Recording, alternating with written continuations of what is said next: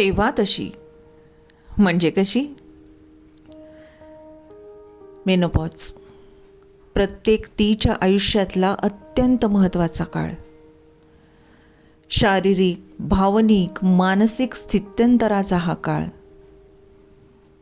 ह्या काळात प्रत्येक स्त्री आतून बाहेरून पूर्णतः बदलत जाते.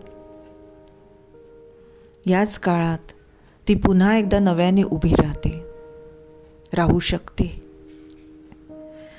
अशाच आशयाची एक सुंदर कविता कवयित्री स्वाती भगत यांची आहे. ऐकूया मेनोपॉज. वाचक स्वर स्मिता सैंदानकर यांचा. मेनोपॉज.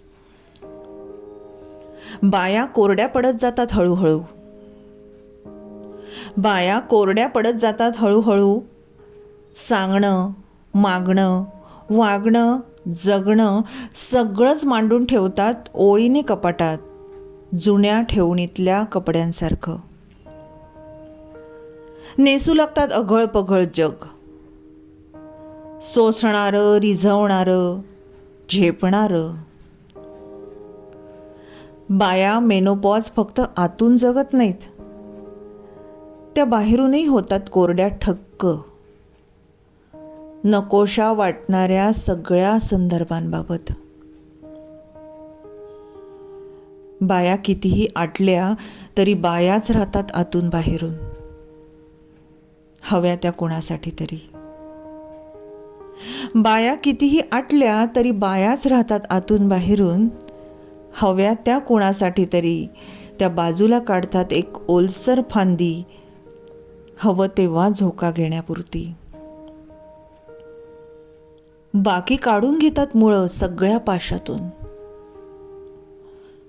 एका वयानंतर बाया जगतात स्वतःचं आयुष्य.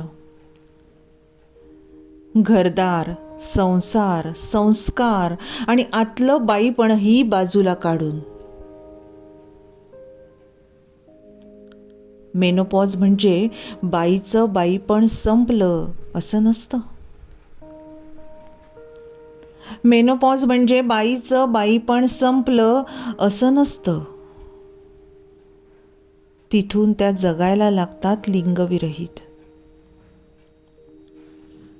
तिथून पुढे बाया बाई नसतातच.